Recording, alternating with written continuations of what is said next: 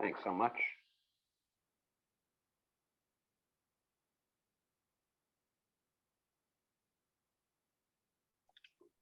Sorry, give me 1 second. It's just taking me a second. And we do have the sorter, so if you can hit the start from beginning or something like that, that would be great. Are you seeing the first? We're still seeing the whole deck of cards. Oh, that's weird. Give me 1 second.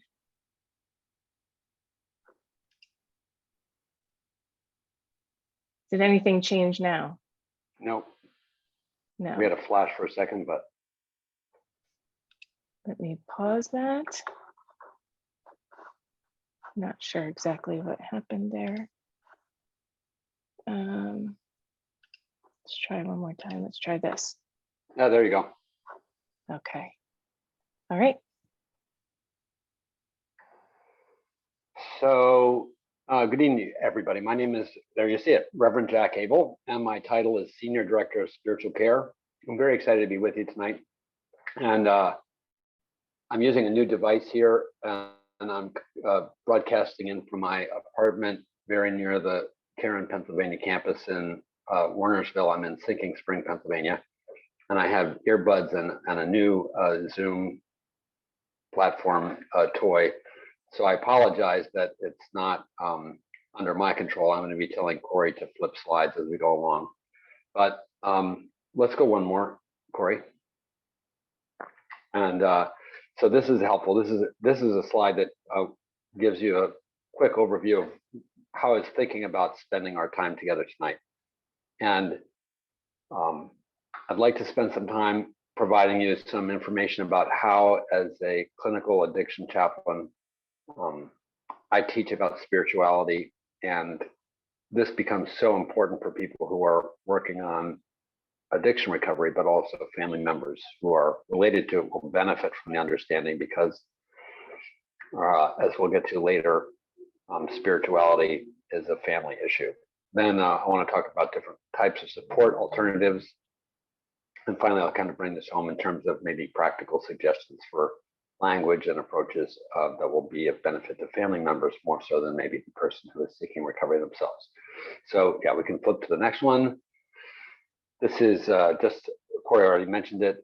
If you do have questions that come along during the presentation, you can pepper them in the chat. I'll ask Corey to help me when we get near the other end of the presentation.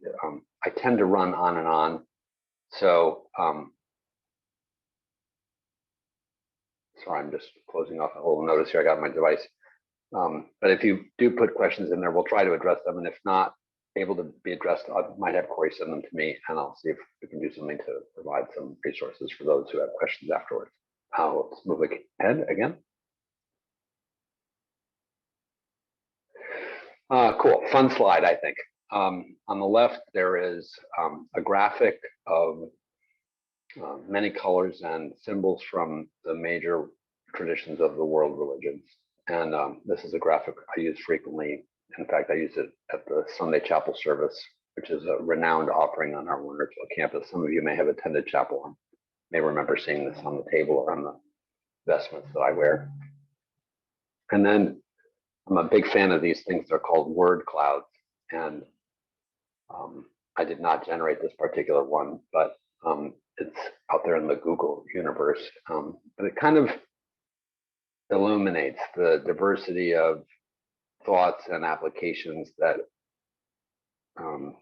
maybe in the popular culture, we would say spirituality is associated with concepts of heaven and hell, energy, culture, religion, meditation, spirit, aura, unity, soul, paradise. I'm just jumping around the image there. And I think what I was hoping to convey with this slide is how broad the landscape is and how difficult it is for, let me see if I can move my mic closer to me.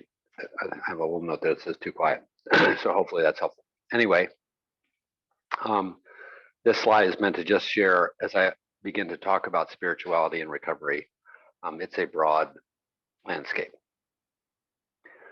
So can I have you move again, Corey, please? This is a very important slide for me. It's the basis of several talks that I give, and hopefully we'll be able to make these slides available for those who'd be interested in them. But you can see at the top, the SONG acronym is the essence of what this slide seeks to convey. And this is a slide that helps me explain how richly meaningful the idea of connectedness is in understanding what we mean as addiction recovery professionals by the term spirituality. So people would say, what do you mean by spirituality? And I would say, you mean connectedness. And then somebody might say, well, what kind of connectedness? Well, we mean SONG, self, others, nature, God. 4 different kinds of connectedness. And I won't spend more time than I probably should on this slide, but I just do want to quickly point out a couple of different things about it. In addition to the self, others, nature, God, sort of common language terms, on the left-hand side, you see more academic ideas that human beings are able to make connections with themselves. We understand ourselves, and that's a man in the mirror, person in the mirror, and insight and sense of calling or purpose and meaning in our lives. And some of us are more or less aware of ourselves. That's why you could have anything from 0 to 10. Actually, you can't have a 0, and I would argue you can't have a 10 either. So I don't think any of us as human beings are perfectly self-aware. And if you can fog a mirror and see yourself in a mirror, then you have something above 0. So in a coma, might be in a 0, but for all these 4 scales, everybody sort of drifts between, let's say, at least 1 and 9.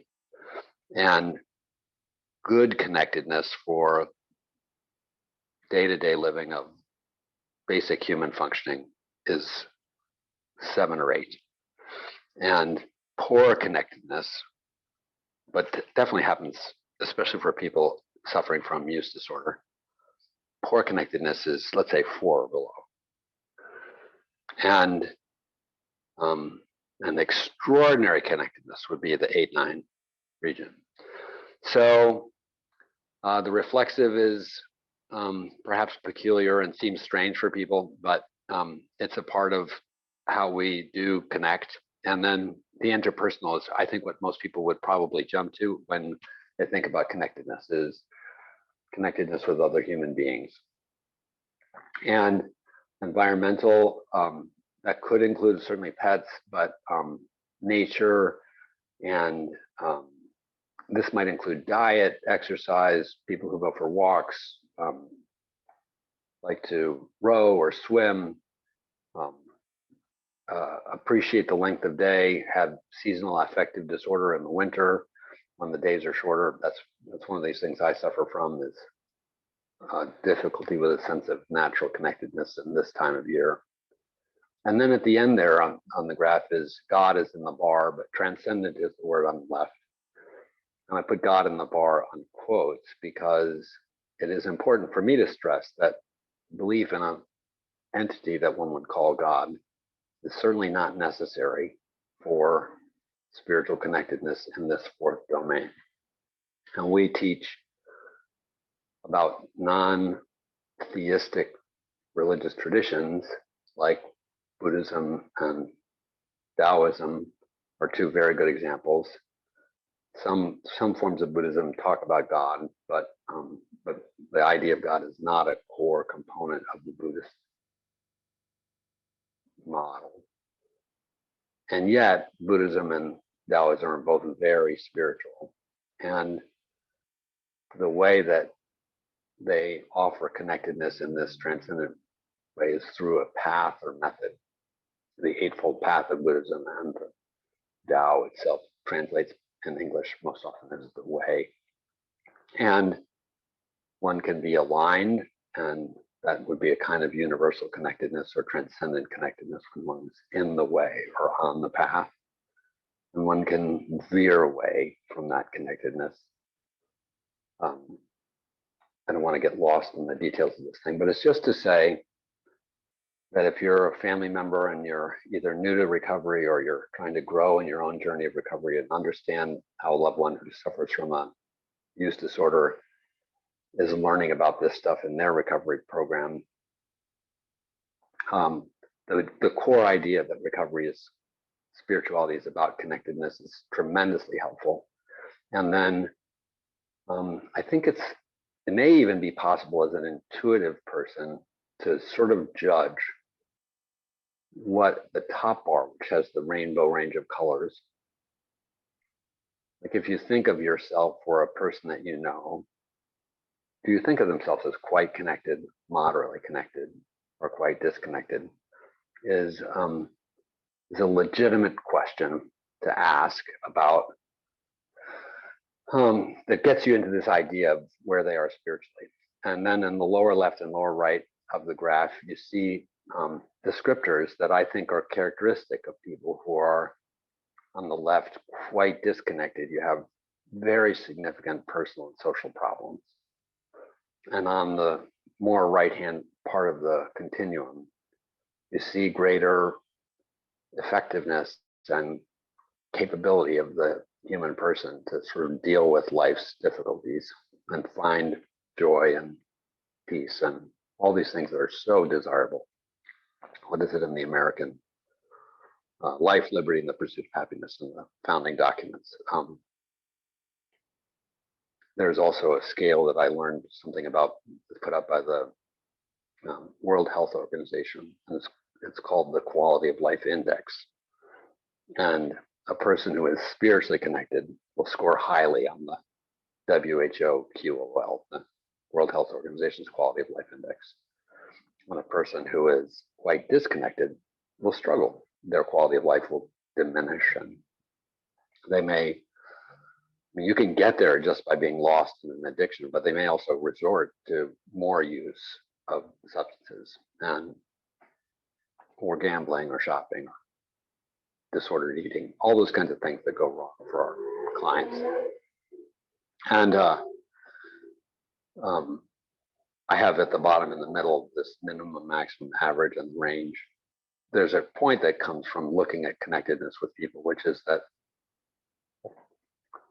we are typically fairly, these scales to the degree to which we're connected and the different ways we're connected tend to cluster together. So if we are moderately connected, we would be moderately connected to some degree in all four of the domains. If we're quite disconnected, all four of our scores will be lower. And if we're really quite connected, all four of our scores will tend to be higher. You don't tend to find people who would give a 2 in one scale and an 8 in another. If you scored yourself and you gave yourself a 2 and an 8, I'm calling you weird. But it's not that it's impossible, but it's unusual. And one of the things that we teach about that is in order to enhance connectedness, it's more effective to deal with our lowest form of connectedness on this scale than to just rely on our strengths. So the person who's depicted in this illustration, their strongest element is nature and their weakest element is, or environmental, and their weakest element is transcendent connectedness. And the thing is, if we could get that 3 up to a 4 or 5, it would give some bandwidth to the other domains to be able to increase. Whereas, if we went to 3 and 7, that's a wide range from top to bottom. That's probably a maximum in terms of what's possible. So I always find it hard to speak when I can't see my audience, but I'm hoping that I'm not either talking too fast or losing people or not communicating effectively. I hope that you can follow where this is going. And I'll ask Corey to flip to the next slide. Having just spent a little time introducing the idea that spirituality is connectedness, I used to teach, and I used to train chaplains that work with us at Caron, that they could think of addiction as disconnection. And I think for family members, that would be an understandable interpretation of the model. that when I see my loved one using the substances or doing the addictive behaviors that they're doing, they become disconnected from us. And this is part of the family's concern. We're losing our relationship with this person. But it has helped me, and I think it's been a powerful additional insight to recognize that this phenomenon that we call addiction is not merely disconnection, but it's disconnection through toxic alternative connection. So the opioid dependent person finds profound connectedness with their heroin high or fentanyl or the Percocet or whatever it is they're taking. And the cocaine dependent person is drawn to the cocaine in a powerfully commanding way that includes cravings and preoccupation in times of abstinence, and the addiction becomes an alternative world of toxic connectedness. And that helps me understand part of why the work that I get to do every day is so difficult, and what the essential spiritual job is to help people break these very unhealthy forms of connectedness and to help them foster in the circle there. They're outdoor in nature and they're bonded together arm in arm, and also hopefully they're going to consume healthy ingredients and take care of themselves in a better way, and then they're going to come to know who they are in a better way. So the self, others, nature, God connectedness requires repair and encouragement.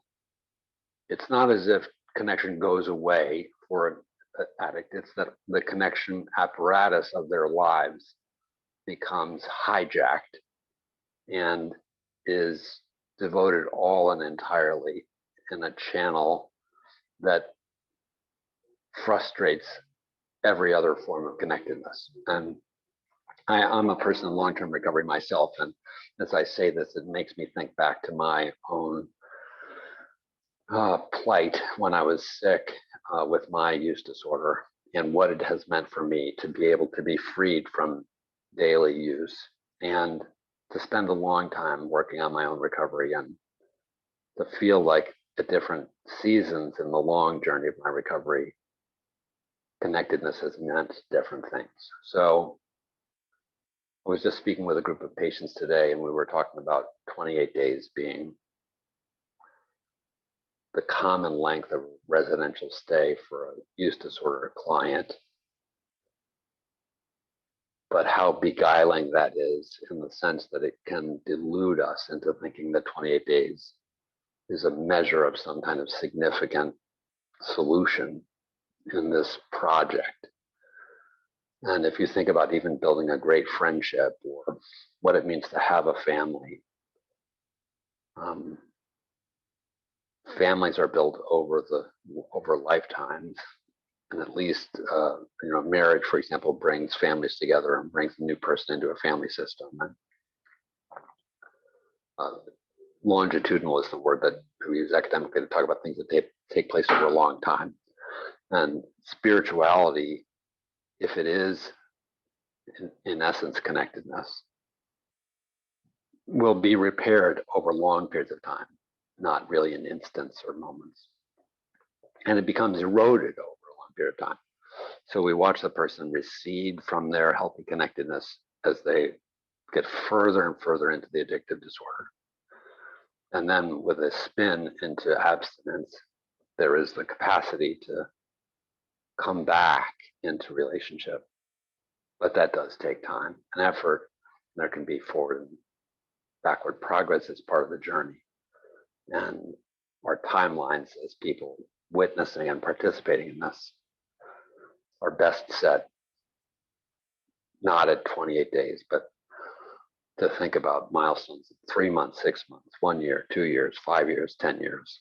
And that can be so discouraging, but it's a wise approach to this complex landscape. Corey, if you could flip for me again, please. So this slide, I just drew all those slides that we just looked at from a presentation that I do on the nature of spirituality and recovery. And then this slide is headed in the direction of understanding how peer support plays a role in all of our journeys of recovery. And sorry, I'm fussing with my watch here. It's scratching my arm. I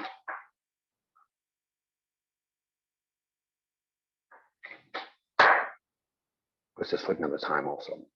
So in understanding what helps people who suffer from a use disorder, this slide puts the three modalities in front of us. Medication can help people to find and sustain abstinence. This has become more and more important and more emphasized in public policy and in the media. And it's a bit of a turn for a lot of the old school people in recovery. I was an old school person. I've been in recovery a long time.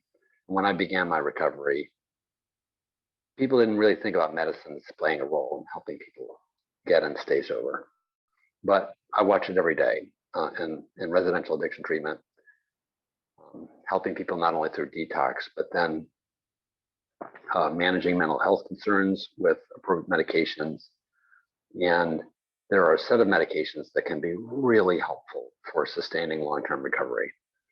I'll name a few of them just so that you know. Well, obviously, Narcan has changed our world. And that's an intervention that has made us think about opioid overdoses suddenly as something that's more often survivable than we would ever have thought before. And it has its place in this idea of pharmacological interventions for addiction. If you have not learned about Narcan and your loved one has had any exposure to opioids, it would be a really good idea to learn about that and perhaps acquire some for your home or travel situations. But the other medications that are prominent and that have played a tremendous role for opioids include Suboxone in its various forms, and Sublocade is one of those forms. You may have heard that, or Subutex. And then methadone was the more historic form, somewhat related to the two. A medication called by its brand name Vivitrol, and also a medication that's called naltrexone. And both Vivitrol and naltrexone today are used for people who suffer from an alcohol use disorder, as well as from opioid use disorders. And there's some thought that maybe those medications can help even with other substance use problems. But anyway, medications can have a place, and they can help reduce cravings, and they can help prevent intoxication. Vivitrol does that in a really interesting way. People who are taking Vivitrol essentially cannot get high on opioids. And so if you're curious about that and you don't know about that, that would be a subject for another night's talk or a lecture.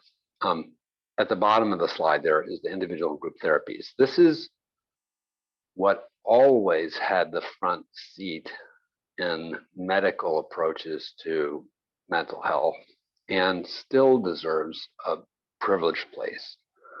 These include techniques like cognitive behavioral therapy and dialectical behavioral therapy. And there are some newer arrivals on the scene. One that I'm fond of is a thing called ACT, acceptance and commitment therapy. And there are a variety of others. Most of them have these acronyms that summarize the basics of the method. But these are forms of care that are delivered by a clinical professional to either an individual patient or to groups of patients using a manualized approach, a thing that can be written down and studied, and that has a way of doing it. Very, very different than what happens in, for example, Alcoholics Anonymous or the other 12-step groups or the other groups I'll talk about. So between pharmacology and individual group therapies, you have professional and pharmacological fields, industries that are either for profit or not for profit, but they're businesses that that we as families and loved ones will want to avail ourselves of but we pay money for them.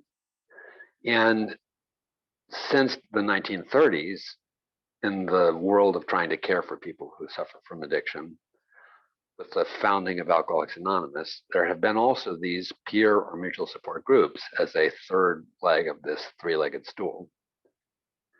And in the last 10, 15, or 20 years, there had been some question about whether especially the core 12-step model of the support groups were something that the professionals in the bottom category should recommend or not. So therapists struggled with sending their clients to church basements or to these not professionally facilitated peer movements. And there was a concern about whether they were effective and appropriate and even necessary for best outcomes. So Corey, if you'll flip again to the next slide. This is a slide, and I won't belabor the point, but it's these studies that are cited on here, Naslin, Seymour, and Kelly, completely, in my mind, answer this question once and for all. These recent findings going back to 2016 and tell us what support groups do, why they're necessary, and that the various types of support groups all are options. There is not a clear one support group that far outpaces all the others. So there are, and I'm going to talk in just a couple minutes about a variety of different choices of supported recovery. But this is the citation slide, if you will, for this part of my presentation.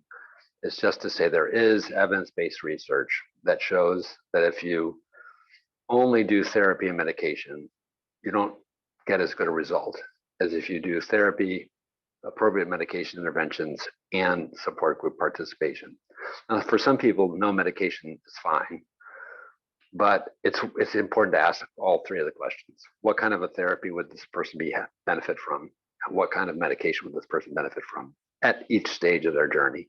And what kind of support participation are they amenable to? Because support participation will improve outcomes in recovery. So I realize that I'm talking to largely a family audience. If your loved one is saying they don't need to go to meetings, I would say that would make me worry. Because what they're doing is they're sawing off one of the legs of the stool. They are withholding from their journey of recovery a proven and essential aspect of what leads to the most favorable outcomes in recovery journeys. So let's flip again to the next slide, Corey, if we can. So I'm going to pace us through a series of, I think there might be 8 or 10 of these slides. And Corey, I'm going to make you tired because I might make you flip back and forth a little bit. But these slides, the next one, let's flip to the first one. This is a slide about one of the support alternatives. This is AA's slide, and there will be 6 or 7 other slides that look just like this, but describe other recovery support options that exist out there in the world of recovery. And I felt moved to want to make sure that you're aware of them so that as a family member, you would know that there are choices out there for the person who is addicted. If, for example, your loved one has gone to AA and said, AA is not for me, that doesn't mean that they should end their search for a support alternative. And I also wanted to make family members aware of this because in almost every case, there are family channels of these things. So, for example, for AA, there's a thing called Al-Anon, which is the family member counterpart of AA. And so a sibling, a parent, or a child can go to Al-Anon and feel that they're participating and become much more informed about the recovery model as it's presented in this, in your loved one's recovery. So why would a person do AA? And what would be reasons why they would not. This is where the benefits and criticisms aspects of each of these slides may be of interest. And I'm kind of looking at my time. I will spend a couple of minutes on each of these because I think there's a lot of naivete about many of these. And there are often grave misconceptions. The only way to really know these is to do a fairly deep dive. But in each of the slides, I think you'll see the bold red or burgundy text, which makes points that I think are especially important in this kind of a survey of different ways people support their recovery. AA is the first and the oldest. It was started in 1935, published its first book in 1939, and it also is the most accessible, especially in an in-person format. I always used to be able to say that and not have to second guess myself, but it's the most physically one-to-one in the flesh accessible. A couple of these other choices are really good at manifesting online presence.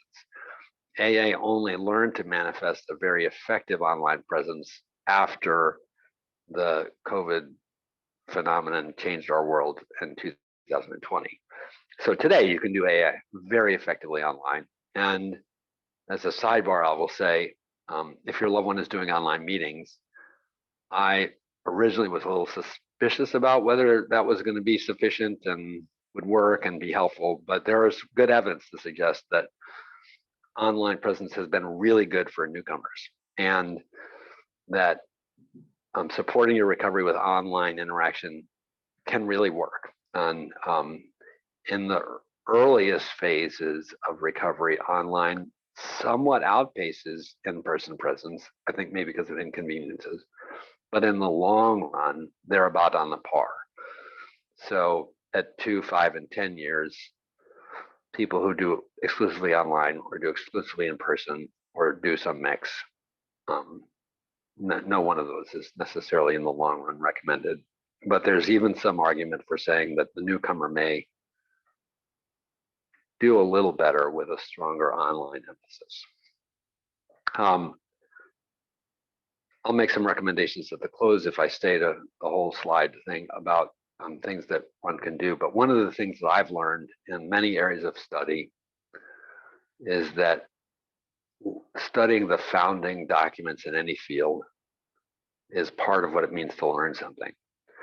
So in mathematics, we learn about Euclid and geometry, or Leibniz and the calculus. I'm a math nerd, so I know those names. In astronomy, we learn about Copernicus and Galileo and these kind of persons. In physics, you learn about Newton. And so by extension, in sports, you learn about greats that played the sport and those kinds of things. If a person is going to choose another support movement besides AA, I still think that families and individuals who are in recovery can all benefit from learning about AA, because previous to 1935, there was no really good answer for people with this problem. And in 1935, this emerges on the landscape of human history, and it has really changed our world. People always suffered from addiction, always will suffer from addiction, I believe. And so it's instructive, at least it says, it's the aspirin or Prozac of the genre. Med students learn about aspirin and Prozac as the founding forms of the medicines in their categories. Although many people don't take aspirin today, especially for the pain relief component of its benefit profile. Many people still do use Prozac, but now there's lots of alternatives to Prozac that are out there. And I think maybe that's a better analogy. So lots of people still use AA, but there are lots of alternatives out there. Not to avoid criticizing it, one of the reasons that people struggle with AA is that it is viewed as overly religious or spiritual in its focus. I'd say it certainly is spiritual. It is very realistically possible to become an ardent and passionate follower of AA and be deeply committed to a non-religious stance. So you can be an atheist and agnostic comfortably in AA, and you can be a Buddhist or Hindu. It's one of the things I think AA does neatly and well. AA has what many people view as outdated literature, and is not really one of these things that constantly updates itself. And some people struggle with that. So it's also, and when you go to AA meetings, they're they're run almost willy-nilly. So whoever's running the meeting on any given night is not a certified or vetted professional. They're just another, one of the phrases in AA is another bozo on the bus. So I don't want to spend too much time criticizing it. I'm a big fan. My own recovery has been fueled largely by 12-step recovery. And yet I am very sensitive to the fact that it's not necessarily the preferred choice for everyone. We'll flip to the next slide. There are lots of other 12-step variants, and these ones are not AA, but they're very, very analogous to AA. And the first ones I think I list there, I can't see. So NA and CMA, those are Narcotics Anonymous and Crystal Meth Anonymous. But you have Cocaine Anonymous, you have nicotine cessation Anonymous. There are various other alphabets, and many people call these the A fellowships, where the A at the end of the thing typically suggests that anonymity is a core component. And almost all of these borrow with permission the wording of the 12 steps that are the core of the model of transformation in the recovery program. So when people go for a specific 12-step form, for example, you see in the lower red thing, food and sex, there are 12-step programs for food related recovery and sex and relationship related recovery. One of the reasons why people would choose one of these very specifically focused things is that they can feel a strong sense of commonality and common bondedness, which as we move to see about other options that are out there.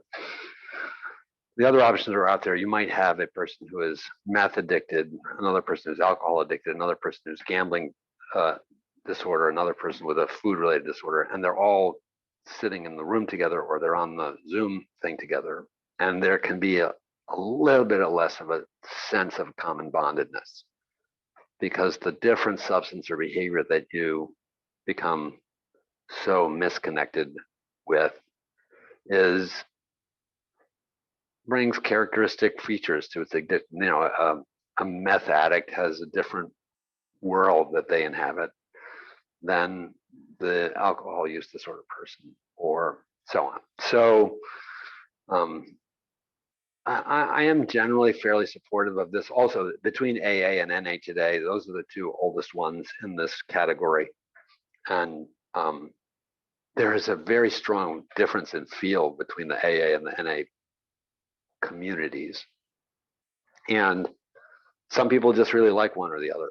So I do think that the kind of white collar crowd tends to like the AA, and the blue collar maybe a little bit more the NA, because there's something more earthy and tribal about the NA vibe.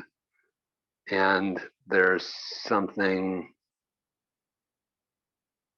I don't think AA is less tribal, but there's something more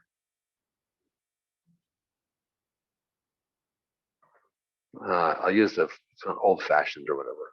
It's not unusual to see in AA an occasional meeting where it's customary for people to wear a tie when they speak or that kind of thing. So anyway, these choices are out there, and there are counterparts. So for example, with NA, there's Nar-Anon, which is for family members of people who are pursuing a Narcotics Anonymous trajectory. And I think most of the other A fellowships have an Anon fellowship that is their family member counterpart. So it is my general recommendation, if you're a family member and you can avail yourself of one of these, to check it out, and you'll learn a lot and benefit from it, and you'll begin to feel that you can speak elements of a common language with your loved one that can enhance connectedness, because that's the quest piece of this. Building and repairing and enhancing family relationships is a really wonderful outcome that can emerge from the movement out of an addiction and into recovery. Sometimes the family piece takes much longer. Sometimes it's early on in the agenda, but participation in family support recovery can help enhance and drive that. So we're going to be a little quicker as we move to the next couple of slides. But Corey, can we do that? So SMART recovery, really cool. SMART is a completely different way of people doing supported recovery. It started in 1994, and it started online in order to use the online technology to grow quickly instead of having to find church basements and do in person, which took the 12-step movements a very long time to get to their level of penetration in human society. Today, you can go to any city probably in the world and find AA. There are literatures in multiple countries, and there are incarnations of the groups in every place. And today, you can also find online an AA meeting almost any hour of the day in many different languages. But that's post-COVID. As SMART began in 1994, it started early on, mounting their meetings online. They have free meetings just like the other programs. But they have several key differences besides being an approach to supported recovery that early on began with the idea that online was just as good as in person. So it's not a 12-step thing at all. They have used contemporary evidence-based methods like cognitive behavioral therapy and motivational interviewing, and a thing called stages of change, and another thing called rational emotive behavior therapy. Those are the four principal methods of the SMART recovery program today. And when a person attends a SMART meeting, you find that the SMART meeting is always run every week by the same person because he or she is a certified facilitator. I'm certified as a SMART facilitator. I took the training in order to become well-versed in this. At Caron in Pennsylvania, we have a lot of curiosity about SMART, especially by people who have tried the 12-step thing and sought an alternative. And we actually have an on-campus SMART meeting for patients who are in our care. So people, while they're with us in residential care, can experience SMART recovery in person on campus from a trained facilitator who has a lot of experience with SMART over many years, a guy named Jose. He's great.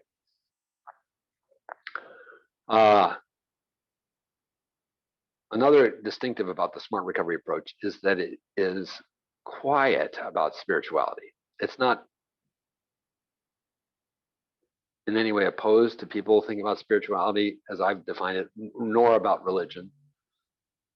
But it does not argue either in any kind of emphatic way for why spirituality could help a person in this quest to find sustained abstinence. SMART is an abstinence program. It's not a how to drink successfully program. It's not a moderation program. And sometimes it's misunderstood in that way. People can get confused about that because SMART doesn't quite in the same way use the labels in television series today, where I think we're accustomed to seeing the 12-step meetings where people go in a meeting, they say, my name is Jack and I'm an alcoholic. I do that all the time. And when you're at SMART, you don't label yourself in those kind of ways. And SMART is proud of its way of encouraging people who are struggling to stop, to encourage them to keep coming, and to not have to do things like use medallions and count days and celebrate anniversaries, because it doesn't want people who are having more difficulty to feel like they are less welcome or less celebrated as a part of the SMART community. So in its very different approach to what happens as people struggle to find and sustain recovery, SMART is often mistaken for a program that endorses occasional return to use, but that's an incorrect statement. And SMART, the SMART thing is an acronym. It's self-management and recovery training. So it's an empowerment-oriented and educational model. Still has a very strong peer component. One of the reasons why people also really like SMART is the trained facilitator aspect. So a facilitator can be defrocked or decredentialed if something happens in the meeting that they facilitate that is thought to be inappropriate. So there are people who have felt that they were, they went to a 12-step meeting and felt they were solicited for a relationship when they were in a vulnerable state or those kind of things. And that can, I'm sad to say that can happen, but it should not happen in SMART. It's a safe, professional, protected environment. Okay, let's flip on. We still have a couple more of these things to look at. Recovery Dharma, super interesting. Recovery Dharma only began in 2019, but a little longer ago, 8 years ago, gosh, it's only 8 years ago, a thing called refuge recovery began. That between 2014 and 2019, refuge split. A schism occurred. And today you have both refuge recovery and recovery Dharma. At Caron, we teach people about recovery Dharma. We see it as the preferred entity because of some basic details about how recovery Dharma was born. But if you are a person that's watching or listening tonight and you're a refuge person, they're very analogous and in my mind, largely the same. So you can see over on the right, if you're reading the slides, origin conflicts and first founder reputation concerns. There were concerns about the founder of Refuge Recovery. And I won't go into those in detail, but today the Recovery Dharma movement is very intentionally peer-oriented in a kind of radical way because of that, because the founder of Refuge Recovery came into public criticism and Recovery Dharma birthed itself in order to kind of get out of that shadow. And they are staunchly collectivist, and no one is the leader of Recovery Dharma. But Recovery Dharma is very accessible. They have a nice website. There are a lot of places where there are in-person meetings, and there are also online Recovery Dharma meetings, and lots of nice resources. And this is a program that uses principles that are drawn from Buddhism to help people achieve and sustain recovery. I'm a big fan of Recovery Dharma. I think it's excellent. It's I've known a number of people, and I do know a number of people who regularly include Recovery Dharma as a part of their way they do support recovery. And Recovery Dharma is one of these broad 10 things. So you can go to Recovery Dharma if your disorder is cocaine, alcohol, marijuana, gambling, compulsive disorder of any other sort, and family members would be welcome to come to Recovery Dharma meetings also. I don't think there's as much of a separate Recovery Dharma family branch. That's partly because the Buddhist principles are so much a part of the wisdom tradition that is meant to improve human life generally.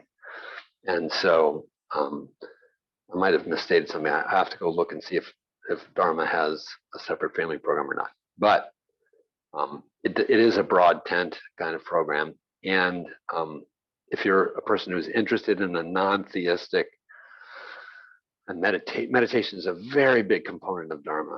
And we also just recently introduced a Recovery Dharma meeting on the Caron campus. And we've actually had materials to help patients experience Recovery Dharma in their individual settings, which we kept going during the pandemic. Pre-pandemic, we had a Dharma meeting on campus, and now we have one again. So as I mentioned, there's a SMART meeting on campus that our patients can experience. SMART, Dharma, and a Christian expression all occur in parallel on Monday evenings, and adult patients can choose which of those to go to. They can sample, they can hopscotch from one to the other, or a person who likes SMART can do SMART 3 or 4 weeks in a row. Next slide. I think the next slide will. Oh, so next slide is Women for Sobriety. I'll try and make these available for people who want. It's much less known, but I just want you to know that there is a women-oriented program that's out there. It's quite different. 13 affirmations instead of 12 steps. It has its critics. Corey, if you can flip again. Life ring. This is another one of these things that, in some ways, these are all kind of a combined, in that they're non-12-step alternatives that have put themselves out there in the world for people who want something different and organized around some kind of different principle. You can see the word secular in the life ring description. This is intentionally non-spiritual and more like oriented towards creating your own recovery program. So it encourages participants to craft a personal recovery program. So there's less uniformity in life ring in terms of how people do their own recovery process. And I think there's more uniformity in the other ones that I've mentioned so far. Let's go one more. I was wondering when I had this in what order. So this is Celebrate Recovery. It's a page, and I think they're in related forms. There are faith-specific community support options that are out there. If I were to make this slide today, and made this slide a couple of years ago, I would add life recovery groups. There's a publication that's called the Life Recovery Bible, which is a Christian Bible with recovery support annotations in it. And there's a group movement that's called Life Recovery Groups that is oriented around that publication. And while I'm fine with Celebrate Recovery, and Celebrate Recovery goes back to 1991 and had lots of participants and adherents, I also am a big fan of Life Recovery because I love the Bible itself and their resources. And what I do find is that in Life Recovery, it's slightly less broad of a tent. So people who do life recovery are very much addiction focused, whereas in Celebrate Recovery, you have people who come for Celebrate Recovery who are there to attend, I think it says on the slide, to all hurts, habits, and hangups. So maybe less of a sense of commonality. It says on the right, one of the criticisms of Celebrate is overly mixed constituency dilutes the sense of belonging. So anyway, if you want, and there's Jewish recovery. I just recently learned there is a Hindu, there are Hindu recovery resources, and I suspect I've searched before and struggled to find many Muslim recovery resources. There was one, I'm trying to remember the name of it, that was promoted in international and American prisons where there were stronger Muslim populations. Malati, I think, is the first part of the term for the Muslim recovery support movement. But there are expressions that are faith-based. I might be ending. Let me see what else is after this. Corey, what's the next slide? Oh, moderation management. And this is, I think, the last of the a la carte menu. There is a program. This is a program for people who are concerned about their drinking but are not yet ready to stop. And it's thought to be a program that helps people reduce their drinking.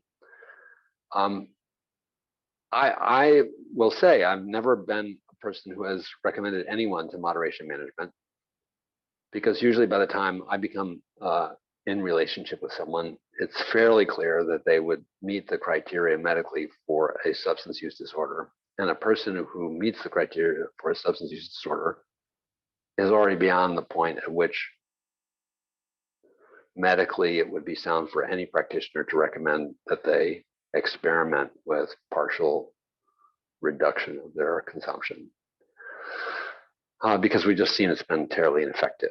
So, if you have a family member who's gone to treatment, they fall into this category that I'm speaking about. If they've gone to treatment, then they meet the medical criteria for addictive disorders.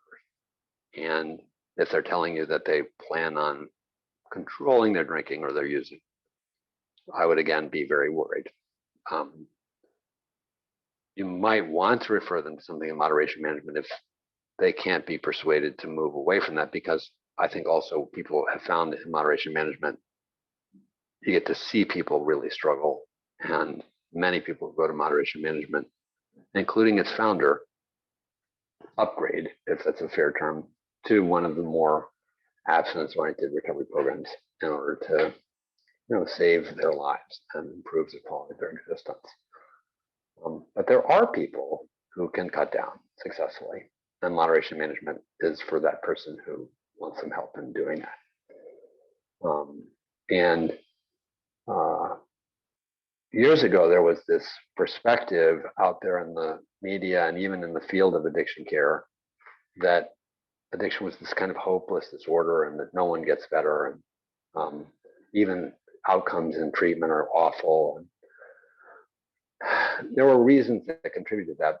Among them was this idea that perfect abstinence forever was the measure of success. And today there are more reasonable means of measuring outcomes and success coming out of treatment that understand that some people will not sustain perfect abstinence, but if their connectedness improves and their just like with a diabetic, if there's the occasional Snickers bar, but at one time there were 300 days that they were eating unhealthily, and now there are only 65 days they're eating unhealthily. That's a medical success. In reinterpreting what success looks like in addiction, we can now say that many people do recover. And in fact, one of the things that Caron is very, very proud of is that its own very, very detailed analysis of outcome studies using this new notion that perfection need not be the only standard of success, shows that a tremendous number of our patients, over 70%, I believe, do very, very well at a year out from their treatment stays, and in some cases, even up to 85 or 90%. So this is a very addressable illness, and I hope that if you're coming to a Caron audience because you're worried, and there are reasons to be worried, there's certainly a lot of deaths and other costs of addiction that are dire and miserable, and people come to us because they're suffering, and I'm not trying to minimize that at all. I'm just trying to say that there's really good reason for hope. So I think there's still a few more slides in the last part of the presentation. Let me see what I have next after this. I'm not sure I remember it all. Yeah, concepts and practices for family members. I wanted to shift more specifically to the needs of this basic audience. So the next slide is mutual support for us. Let's take a look at that. And I've already kind of made both of these points that are on this slide, but you can see the graphics for Al-Anon and Smart Family and Friends. And there are mutual support branches of the recovery programs that cater to the needs and concerns of family members. And even if you're not going to look at Al-Anon as your core program, I think as a family member, it would be worthwhile to think about learning about Al-Anon or adult children of alcoholics, because those programs were the pioneering programs in family recovery. And so if you're going to do Nar-Anon or Smart Family and Friends and those sort of things, but you want to know how did family recovery get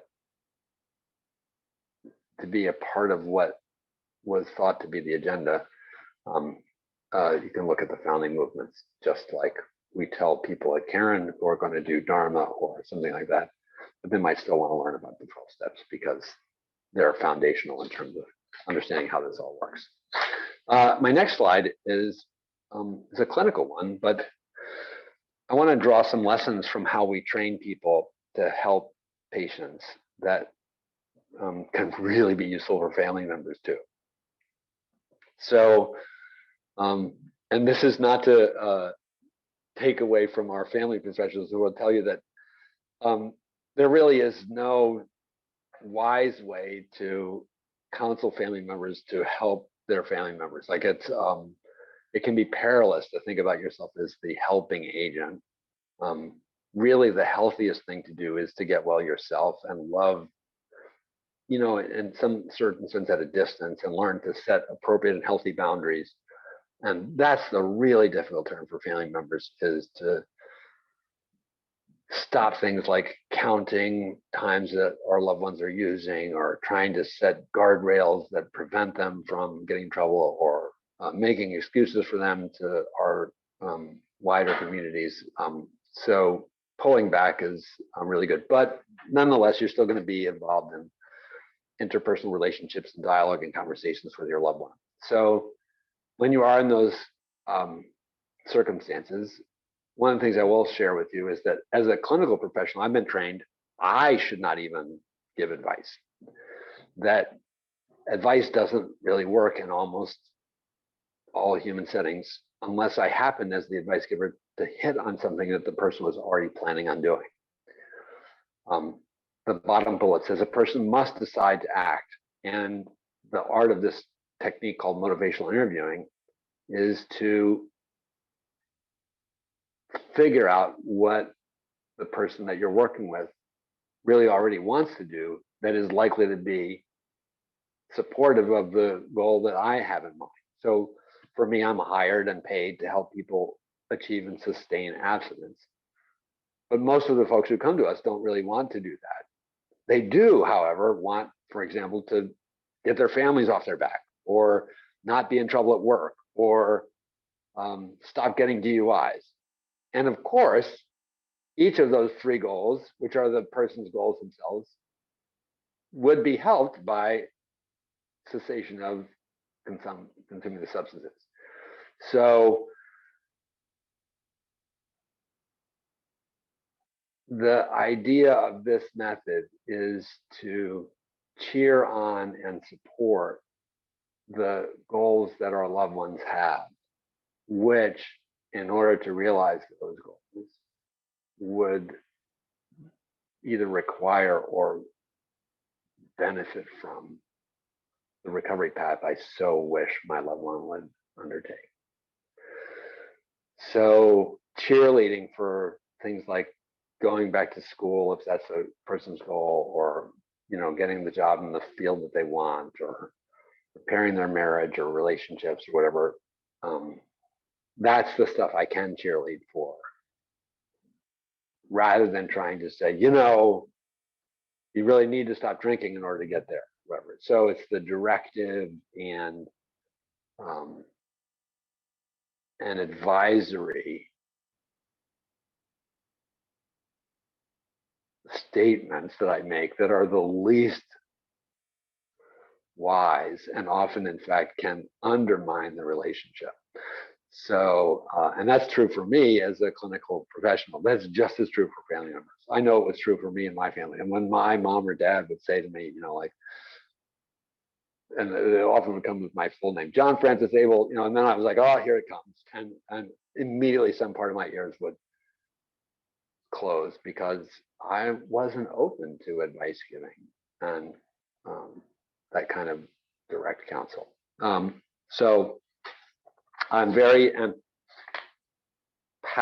about how difficult it is to make a pivot like this, especially when, for example, there's a mom bone there that is, spent 20 years of this person's life telling them to brush their teeth and, put different shoes on and all that stuff. It's been part of the role as a loved one to give direction and to weigh in on things.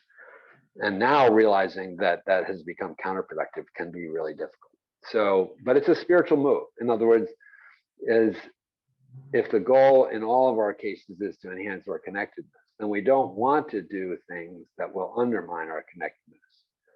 And recognizing that the way we functioned in our connectedness relationship around toothbrushing and with a child is not as effective with the teen or young adult or adult person, is a move of empathy and mutuality and respect and love that has a better chance of fostering better connectedness if we have the humility and willingness to change our ways. Let's take a quick view of the next slide, and I'm going to try and finish up with a chance to at least find out from Corey if we have any chat, because I can't even see that stuff when it's coming in. But this is a slide that talks about, you might have noticed I'm using the term use disorder much more so than addict or addiction, although I still revert to the addict label and term. It's such a part of our common language that I do use both, but in the clinical environment, I've been trained to move to the idea of a substance use disorder as the appropriate medical term. And use of that term can be helpful and affirming for the person who suffers from it, because there's so much stigma associated with being an addict. Whereas being a patient and having a disease which requires some sort of appropriate care and intervention and attention, especially a behavioral use disorder, like a behavioral health condition. Most behavioral health conditions are not our fault. And so there's this is a less shaming thing.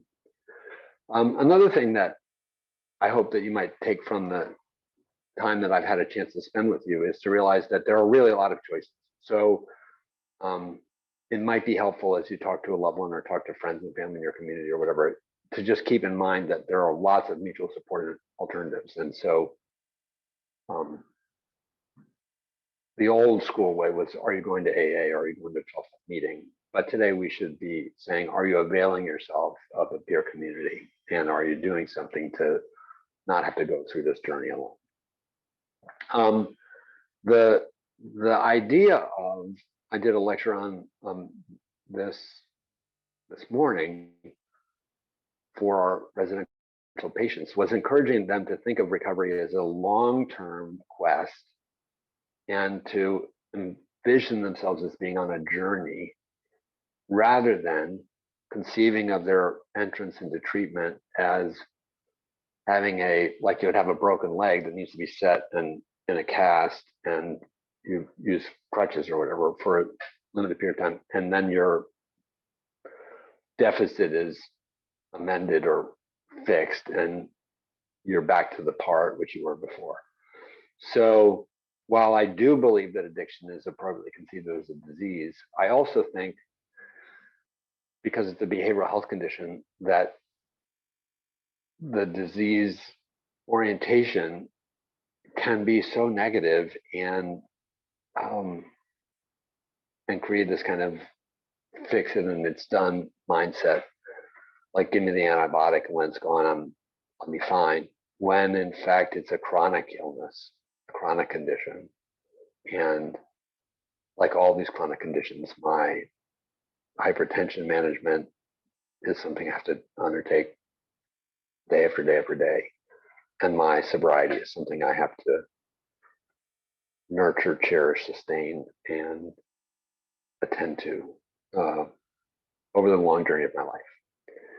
So I'm trying to figure out what the terms are that will be best for the industry to move, the field, I hate the term industry, but it's out there. It's a field of medicine. The term relapse has become a part of our jargon, but I do think relapse carries a connotation of blame.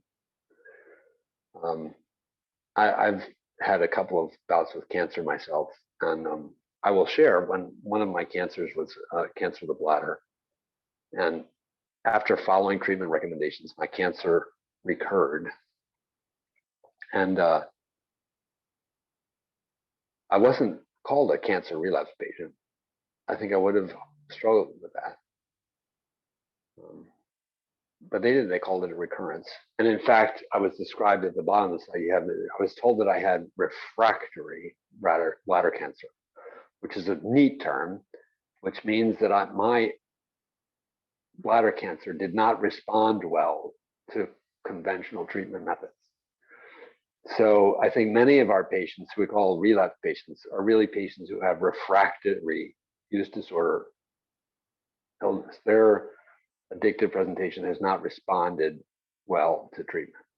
And like a teacher whose students don't do well in the class, and we call the students bad students, that's pedagogical theory has now come to realize that that model is not correct. That a teacher who fails most of their students is, in some sense, not succeeding as a teacher. And while I'm not someone for all kinds of grade inflation and thinking everybody should get an A, but on the other hand, if you're a really excellent teacher and a large number of your students excel, that's to be celebrated. And similarly, some people will take to this and do well faster and sooner than others. And I sometimes tell the people who are in our care who have had multiple treatments that I'm most proud of them, because they are continuing to fight for themselves and the people that they will one day be able to healthily love again. And that persistence and endurance in this thing should count for something. So I already talked a little bit about invitation and curiosity and shared objectives. Those are the things that we want to really see if we can sort of pal along with. But maybe I guess my deepest point is we can learn to try and mind our language as we talk to people who suffer from this condition, to be as supportive and empathetic as we possibly can. Because less supportive and less empathetic language and stances will only alienate us from these persons that we love. Much of what comes across from family members, I enjoy telling my patients, like I'll have a patient who will say, I just had a really bad phone call or whatever. No, I'll say, Jake, I bet your mom's just scared. And they're often like, stop and go, yeah, I bet you're right. So the moment of pause, these things are also, as I would like to say, they're emphatically spiritual. One more slide, I think, maybe very close to done. Well, there's two. So, but I'll try and bat these quickly, because I do want to see if there's anyone that we should really attend to that has asked something. But the recovery as expert system slide is to say that these things that I've been talking about tonight are hard to learn. You can't learn them in a 90-minute webinar from Reverend Jack. You can't even really learn them in 1 or 2 meetings and reading a quick book off the shelf. They're akin to learning the practice of medicine, or learning how to be a welder, or learning how to play sports, or learning a musical instrument. You can read about playing the piano, but until you spend the hours learning to play the piano, you can't learn it. So thinking about this as acquiring expert competency can be really helpful. And deconstructing the notion that this is a simple learning situation can be really helpful. Not bringing the idea that a YouTube video that teaches me how to fix my toilet is all I need, which may be true for how to fix your toilet, but it is not true for use disorder recovery. And in fact, these different things like Dharma or 12 steps or smart recovery are akin in my mind to languages. We learn to speak French does not mean we know how to speak Italian or Portuguese. And we would never tell a person to try to take Spanish, Italian, and Portuguese at the same time. So my view of these different support methods is that as a novice, you may want to survey the landscape and sort of find one, but eventually is to become a master of at least one before you start really trying to parallel multiple methods at once. You can be multilingual after you become lingual in one domain. Last slide, if I can, before we go to Q&A. I already mentioned, I guess, this idea, and I talked about it today with our patients, that Quest is a really, really appropriate concept for what a Caron experience is meant to initiate. And the bottom bold-faced text, they're authoring a new self. I struggle so badly with the shame that our family members and our patients feel. They're like, oh, how did I get to this place in my life? And can't believe I screwed all this up. And loved ones are like, oh, I don't know how to parent anymore. I don't know how to be a wife or a husband or a sibling, a brother, sister. And many of us measure ourselves by our worst moments, but I do think that's a mistake, because it under-regards the capacity of the human being to learn from mistakes and to change. And this image with Yoda and Gandalf is one I just really enjoy. These two never were paired up in any story that I'm aware of. But when thinking about Quest, this is where a place for mentorship exists. So a smart recovery facilitator or a sponsor in AA or a mentor in the Recovery Dharma movement can be very helpful in shepherding us towards this authoring of the new self that is the great hope of addiction recovery. So I titled this talk Spirituality in the Family. I've covered a huge amount of material. I'm sorry for hitting you with a fire hose of information. I'm really, really grateful to have had a chance to spend some time with you. And I really want to tell you I respect and appreciate the hard work it is to be a loved one of somebody who is addicted. And that you even attend to something that Caron offers is a really good sign that you have brought some humility and willingness and